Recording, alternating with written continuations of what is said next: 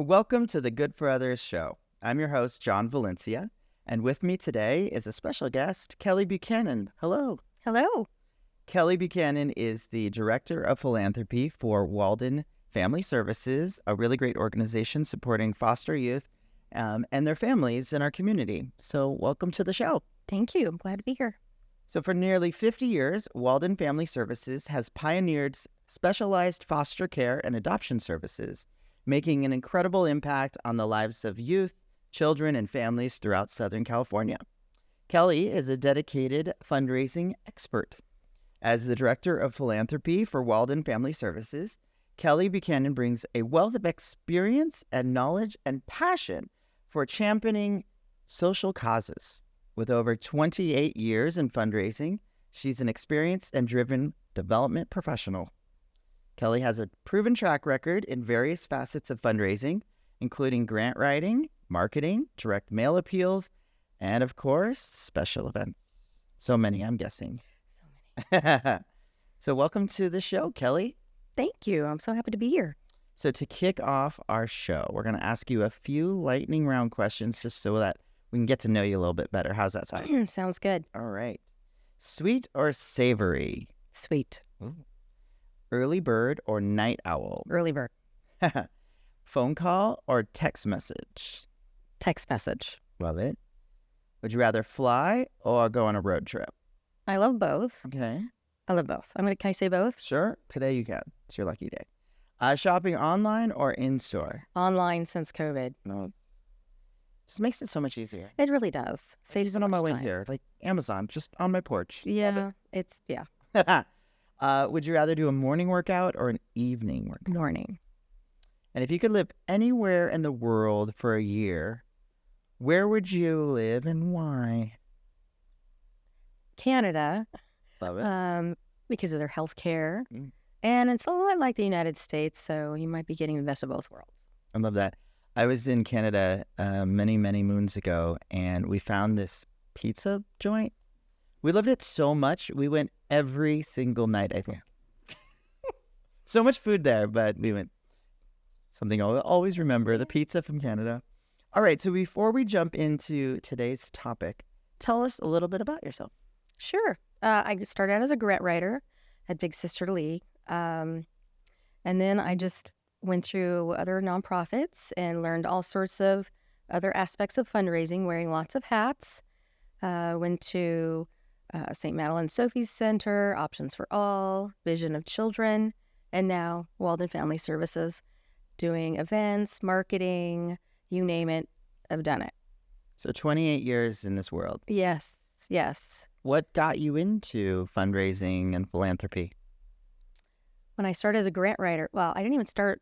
I started as a grant writer, but before that, I was there just temporarily helping out with the nonprofit side at the Big Sister League.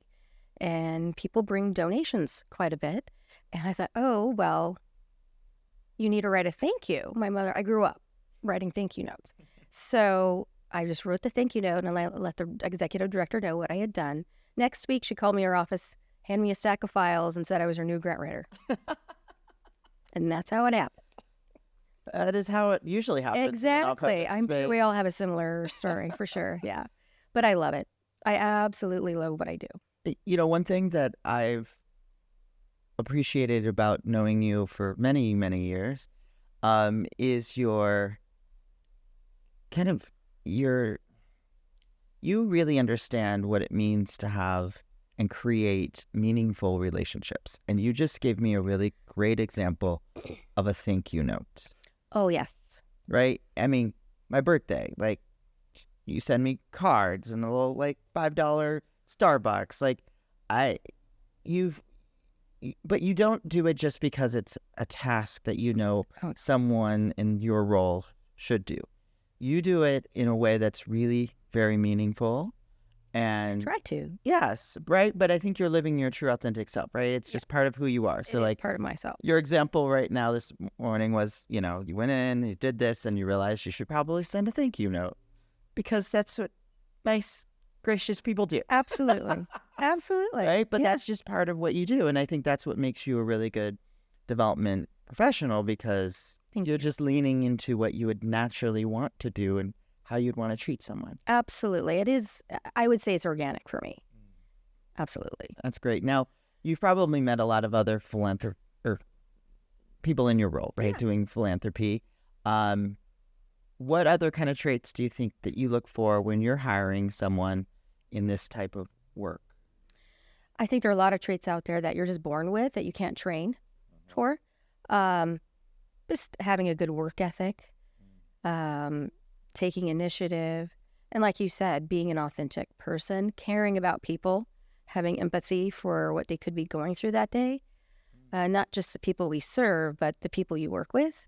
So we all have bad days. We just think, oh, maybe she's having a bad day. Maybe that person needs a little space or time and a little extra kindness. So definitely looking for a personality, a good fit to work with our colleagues. Right now, I'm at Waldon Family Services. We have a wonderful team. We really complement one another. And so I really, really appreciate that. I value their input. And I think that's really important that we can turn to each other as a team. Yeah, definitely. Yeah. And what's really interesting is, there's 12,000 nonprofits here in San Diego, and pretty much at any given moment, about 10,000 open positions. And so I think one of the important things we're trying to do with Good Feathers Foundation is build this training program to get people into really great jobs that they may not necessarily know about, like fundraising, right? There's so much need in the nonprofit space to help raise money, but it's not just the person going and asking for money. There's a team, right? Can you describe what kind of individuals are on a good development team? Sure. I've worked with different teams, but right now we have a grant writer who's on staff. We have somebody that does our social marketing or website or graphics all in one. Very, very integral piece of everything else with, we do fundraising events, which that's crucial. And then also, just the one-on-one, meeting with your supporters and your volunteers. I think that's all really important.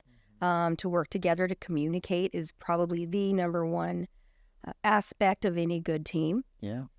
Yeah, because there's all these individuals going through this training program, and I think it's kind of neat to see that, compared to the for-profit world, right? Everyone's like, oh, nonprofit, oh, you must not make money, right? Big misconception, right? Yeah.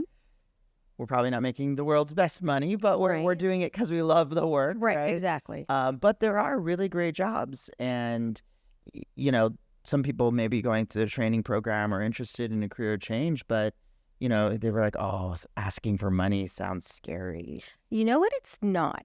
It's there are a lot of translatable skills out there, like sales, because you're a people person. When you're in fundraising, you have to be a people person. Yeah. So there are a lot of skills that you probably do train that definitely translate into the fundraising area. Yeah, we recently hired Liz on our team, and I had met Liz actually in a previous part of my life, and I just always was so impressed with her customer service skills. Absolutely. And when Good Feathers Foundation was growing, I kept thinking, I need someone who's just truly authentically themselves, who can connect with someone on a real, genuine level. And Liz just kept coming up in my mind, and I was like, could I ever convince her to make a switch to the nonprofit sector? Because I just knew that those transferable skills would be exactly a great fit for us, So it's really interesting where it's like, oh, I haven't been working in the nonprofit sector for my whole life. Oh, how could I ever switch? And I think we just have to help people realize that you can take, if you're marketing, if you're accounting, if you're HR, all of those types of roles still,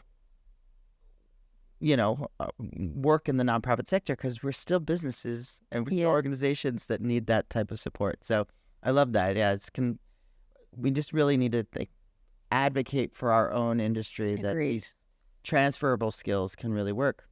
That's a really good point. I've often met people and I just learn more about them. And I would say, "Oh, so and so, you would be great at fundraising." And then she'd say, "Why that?" Because you listen. You listen. You know how to listen, and you remember things. Those are really key important. Those are key, components as well. So, And I think one of my favorite traits about you too is that you're a really good writer. thank you. Yeah, and I get why you landed in the grant writing world, right? You're like, okay, I can write, and in a lot of ways, you're kind of a storyteller, right? And so I think fundraisers, we have to be good storytellers. Right. We're telling the story and about the mission and the vision of an organization, and when we can connect with that, then we do our jobs really well. And so if you can take a skill like grant writing or just writing in general, right, then you can layer that on to grant writing and be pretty compelling about why an organization needs some funding to do XYZ, right? Right. Absolutely. So have you always been a writer? Like, have you always loved to write? I was very good in English in high school and college. I was. That wasn't necessarily the passion of mine, but I had to write a lot when I'm a political science major. So I did have to write a lot, and it just sort of gravitated towards it. Yeah. But I love the different aspects of writing because, as you know, you write differently to grant writing than you do an e-newsletter or a direct mail appeal. Different audiences, and you have to have different aspects that you're writing towards or for when you do those projects. I love that. And how about using like ChatGPT or AI these days? Like, how does that incorporating into your world as a grant writer? Well, it speeds it up for sure. As you know, the first draft is always the hardest, like coming up with your first draft. If you can do your first draft, the rest is gravy, right? So when you go through your chat GPT and you give them good prompts, you can come up with a framework, and definitely need to be discerning. Check your facts, and a lot of times I just do away with that stuff. Yep. But I just keep the framework and try to make it customized towards the organization, the nonprofit. I've also written grants for other nonprofits as well. Just to help them out as a side hustle. Helped me in the But past. I have. I love doing that. Sure. Working on projects, collaborating is very fun. It really is fun because we all have different writing styles. I remember, geez, it must have been early 2023. You and I and Samantha from our team were talking about like, okay, what is AI going to do for grant writing? Yep. And I remember thinking, no, let's lean into it. Let's not be scared of it. It's not going to replace grant writers. It's a tool. It is a to tool. help us start and build that framework. And I would say the first draft is always the hardest part. Absolutely. And then if you can have a system or a tool like ChatGPT run in, start that, and then you can layer on all of the components that you're looking for. Yeah, all the nuances for sure. Yeah, absolutely.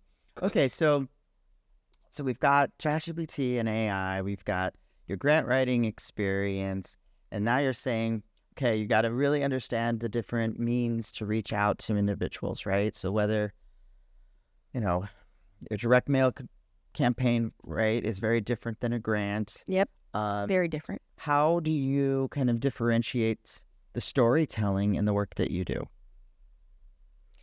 I have to think about it from the audience's personality or I'm thinking of the person who's going to open this envelope. First of all, you want them to open the envelope. Yes. I mean, that's half the battle. That's the main battle. If they just put it right in the trash, that's it. There goes So you want them to open the envelope. You want it to make it extremely easy for them to read the letter. Short sentences, lots of white space. Make it very easy on the eye. An increased font size. Images. Yes. 1,000 words, right, in an image. Make it very, very simple. Lots of maybe highlighting, we need your help. I mean, that's the call to action, that's the message. Here's how you can help, you do these things, make sure your call to action are in there. So it's different. Yeah. Do you have any special tips? Like, I always love to do a handwritten message at the end, right? Yeah. Sometimes the direct mail is hard when you have to have the name match the mailing address, and it's an extra step, right? And so sometimes I'll just say, I'll cross the name off and write, Kellye, and then at the end, Kellye, it's great seeing you. Please make a donation today. We appreciate blah, blah, blah, right? So I always like to do a touch like that. Is there anything that you do? I do. I have my own tips. I have my own tips. Do I dare share them? How about just one? I will give you a couple. I'm going to give you these because a lot of people don't do them. Yes. Because they feel like they don't have the time. I must write, we go back to the thank you note. I must write hundreds of thank you notes a year. I don't give it to my assistant. I do it myself. Good. And I will send handwritten notes to every single donor when they donate. So that is tip number one. It really is. And I do a little something different in my handwritten notes. I'm not going to share that with you. You have to come up with your own. And then I think on my direct mail appeals specifically, I handwrite every single letter. In fact, that's what I'm doing today after the show, is going home and finishing my direct mail appeal list. I handwrite it. We divided it up. We had 600 letters going out, and we handwrite every one. The entire letter? Not the whole letter. Sorry, the envelope. The envelope. Okay. The envelope. The mailing address. Obviously, yes. we if we happen to know somebody of that letter, I know John. I'm going to send him a little message or two, just like you had said. Yeah. So those are my tips. I take the time to handwrite the notes because I feel like it's very personal. I agree. Okay, so recap. Handwritten mailing address. Yeah. Huge. It really is. I'm okay with like a stamp in the corner. I use a real stamp. Oh, no, but like the return. Oh, yes. Return. Stamp that. Yeah. And then, but handwritten. Handwritten, real stamps, and an image on the envelope. Ooh.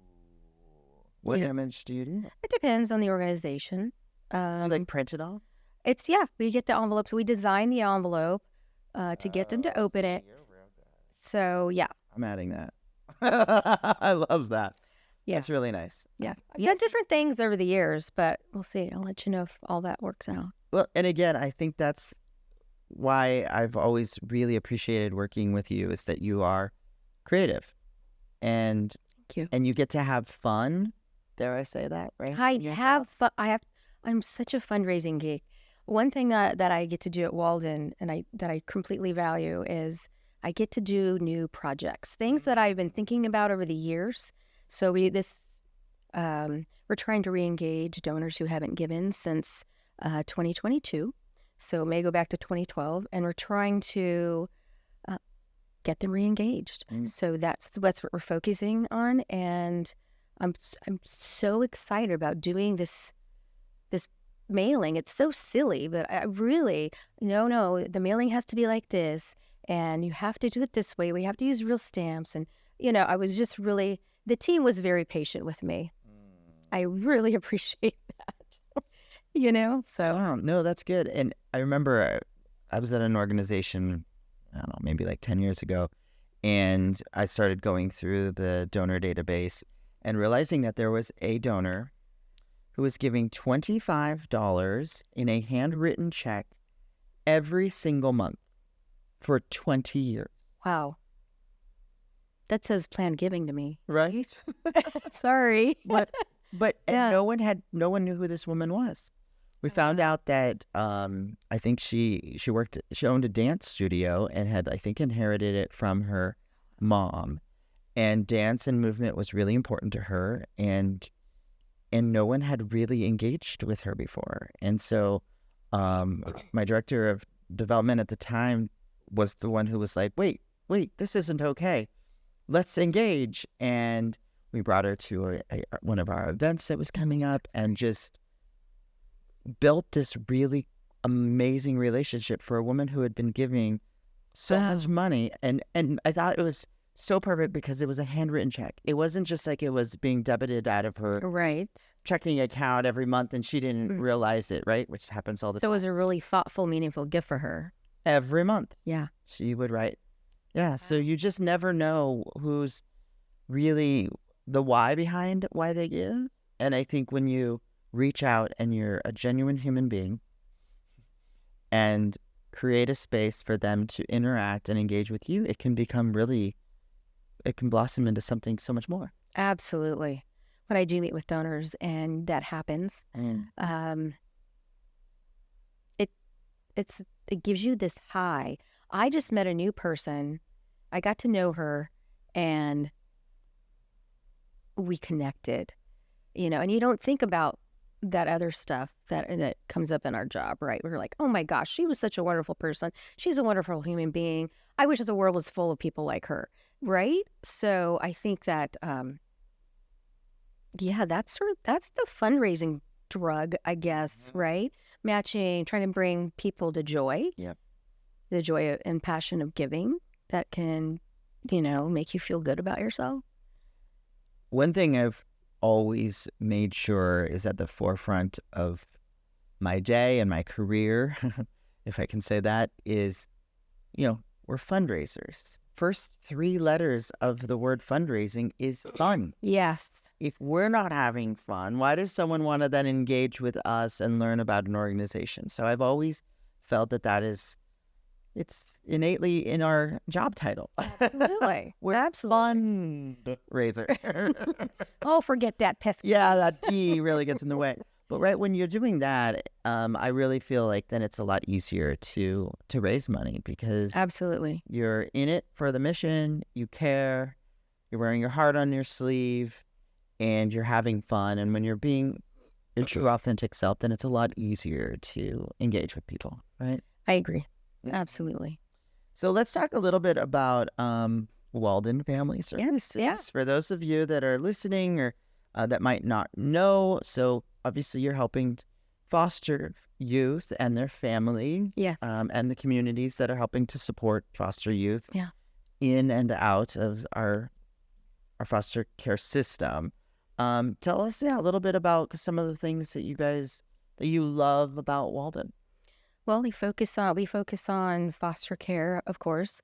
We serve children 0 to 26. It sounds a little high, but it's not, because foster kids become youth. Youth turn 18 and they age out of the system. And, we take for granted, they don't get the things that we all take for granted. We have parents who teach us how to drive and help us get our permits. They teach us about your bank accounts, and they get us our first credit card and this and that. They help us find housing. They don't get that. So our social workers work with them. They receive comprehensive services so that they can find a place to live, learn, help them get their GED if they don't already have it, pursue higher learning prospects, budgeting, life skills, healthy life choices. All the things that we all need to have quality life and have a really positive trajectory going forward. Well, thank you for what you all do. Almost 50 years of doing it. 50 years. I would like to say that there are other great organizations in San Diego that do similar things, but we really focus on helping people that may have, a little more challenges, so we focus on foster kids who may have behavioral health issues, mental illness, developmental disabilities, sibling groups, which are really hard to place as a group. Also, LGBTQ, people who identify with that community. I hate to say it, but, when children come out, teenagers come out, they may not be living in a supportive environment, and they end up on the street. So I feel like foster care and adoption services isn't just helping the children, we're also preventing homelessness, human trafficking, poverty, unemployment. Wow. So I'm excited about working from all those aspects. Yeah. Last week I was lucky to meet with you and your CEO, Teresa, on a quick Zoom call to talk about our training program with Good for Others Foundation.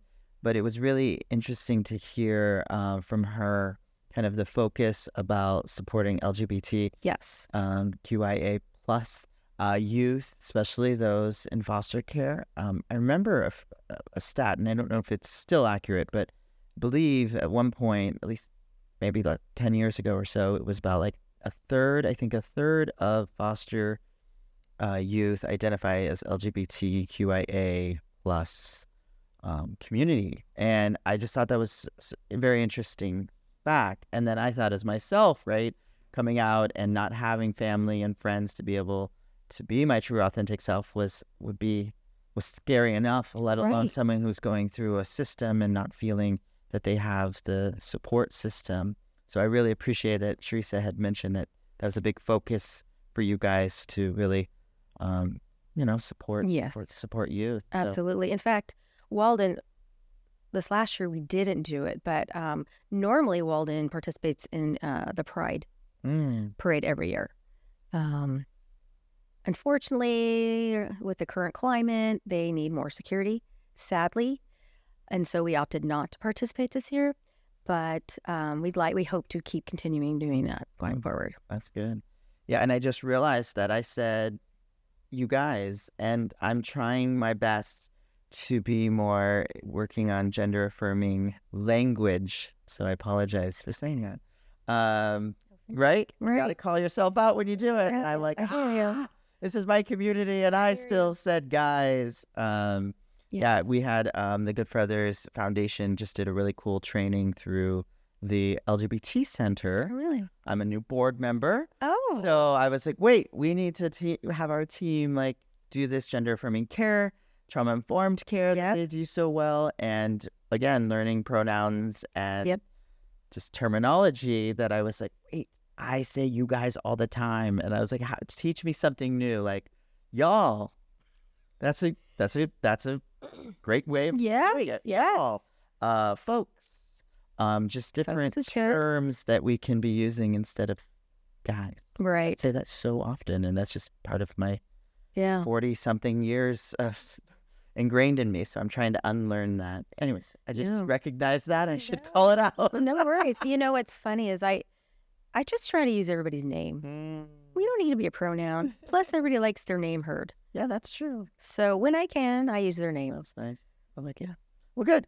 From your perspective, what would you say that is kind of a pivotal or a high need right now to support foster youth? I'm going to circle back to transitional housing program. We are already seeing the homeless rate going up because of youth aging out of the system. And so when they do age out, they become 18, they age out of the system. 25% of those foster youth who age out of the system will become immediately homeless or homeless within 2 years of that. That's horrible. You know, they come out from a parent and then they're homeless. I mean, what kind of life is that? So we really do try to help them find transitional housing.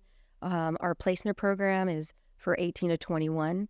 We've even implemented an extended care program that goes up to 26 years old. So still the same services they receive, you know, as I mentioned before, with social worker resources and whatnot, but with a little less oversight on for the older generation because they want that independence, you know. So maybe they need a little more time in the program, and here's what we're going to give you, and then you'll be on your way. Right. You know, because 25, what do they say? 25, 26, that's when our brains are really, truly developed, right? That's the end point.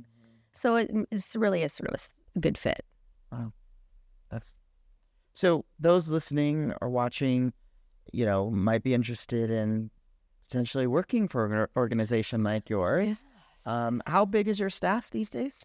Over 108 staff. Wow. Right. We do serve 3 regions: Inland Empire, Los Angeles, and San Diego County. That's right. So always looking for people, really good people that want to join the team. Definitely look on our website. We always have something open. And social work, it's hard work. It really is hard work.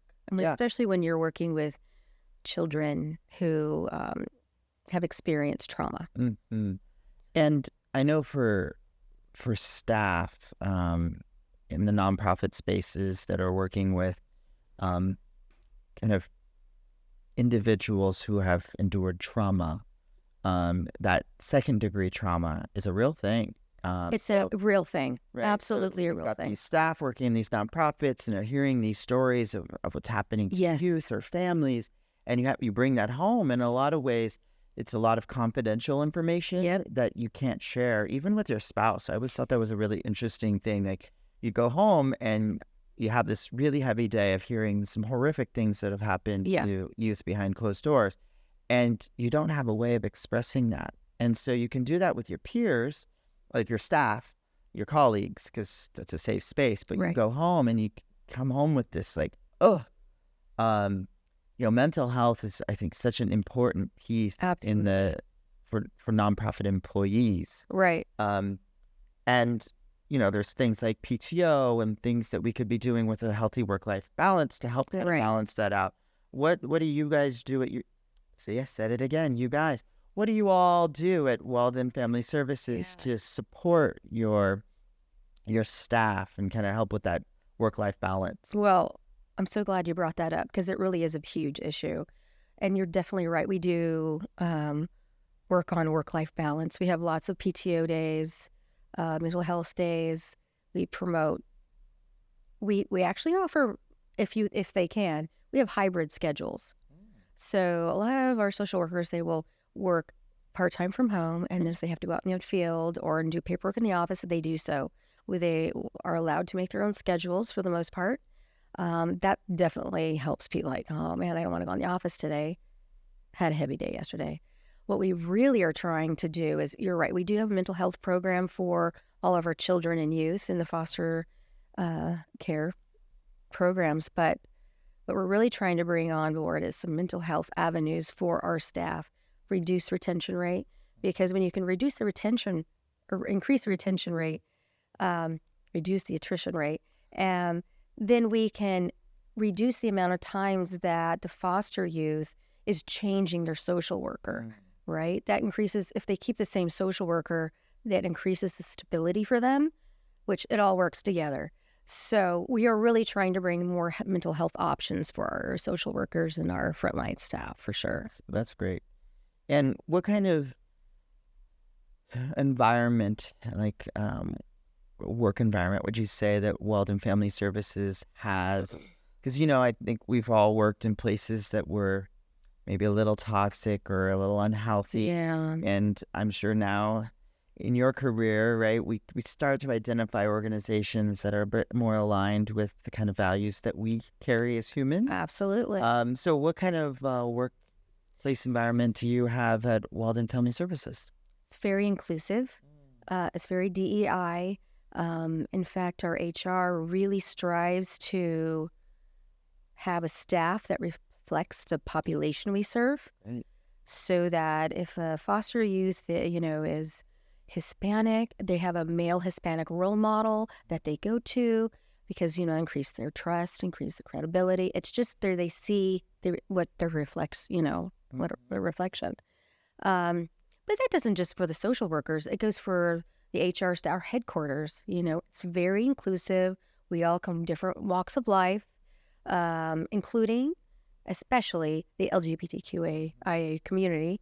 And I think it's just really fun. I know in San Diego, I'm here most of the time, although I will travel to other regions. Potlucks, it's very camaraderie based. So, and it's we all work hybrid. Okay, so we're all just working together. That's great. Yeah, it's a really nice atmosphere. I really appreciate the environment. How could someone that's listening today get involved in supporting Waldon Family Services, whether it's through donations or volunteering or advocacy work? One-on-one volunteers is a little challenging, but we're always looking for volunteers in our events. If we have a group that comes out and wants to do financial classes for transitional housing program, definitely monetary donations. So if I'm interested in a gift card, which I will do, what should I do? Go to your website? Yes, go to our website, Waldon Family. I love that. WaldonFamily.org. Or you can email me, call me directly. Yeah, great. And which I'll give that information to you. Sure. So, yeah, absolutely. There's always a way. We'll make sure the kids get them. They have a happy holiday, hopefully. Okay, I love that. Okay, so as we approach the end of our show today, we love to play a quick little game that we call 3 Wishes. Oh. So let's imagine there's a genie in the room, and this genie is going to give you 3 wishes, and they could be about work or personal life. So what would your first wish be? I wish we could go out of business. Wouldn't that be great? We were just talking about that on our last show.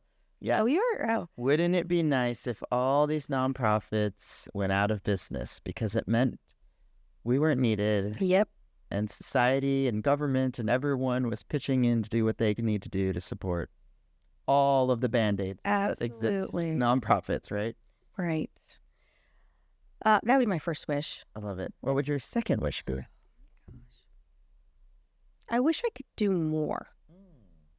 Like more hours in the day? More hours in the day, more financial resources so that we could allocate. I wish more people would be willing to give, because sadly, nonprofits, we have to fill the gaps of what the government can't give, and we have to take care of our people, right? We're a society. We all have to work together. It takes a village. So I wish we all could give a little more. So and sometimes, whatever that means. $5 a month. $5. You know what? Sometimes $5, somebody give $5, that could be a more generous gift than somebody who's able to give $100, because it depends on how it hurts, right? Does that make sense? Yeah, it does. So, yeah, I think those are my 3 wishes. Did I say my 3? No, that was 2. That was only 2? Yeah. Oh. I wish I had more wishes. Ah. All right, I'll give you that one. Okay. Awesome. Well, thank you so much, Thank Kellye. you. As Thank you for always, letting me be so here. much fun to chat with you. Your experience in this nonprofit space, right? 28 years of fundraising and every other hat you've worn. So just a thank you to your dedication to this field of supporting our communities and trying to bring in money and amplify the voice of those nonprofits' missions so that more people know about them. So thank you for that. Thank you. I appreciate that. Absolutely. So for those of you who want to learn more about Waldon Family Services, please go to WaldonFamily.org. And please be generous, make a donation, learn about their programs, be an advocate, tell more people about what you heard today, so you kind of advocate for foster youth, that there are organizations, especially here in San Diego, doing really good work to support them and hopefully transform their lives to make it as positive and beneficial as for them as possible. Yes. So great. Thank you so much. For those of you who want to know more, please, you can also just go to our website for Good for Others Foundation at goodforothers.org. As always, we're really appreciative of our guests like Kellye. So thank you, Kellye. Thank you so Some much. big round of applause. Yay. Thank you. Thank you for allowing me to be here. And if you've heard something today, we hope that it has inspired you to continue to do good for others. Thank you so much. We'll see you soon.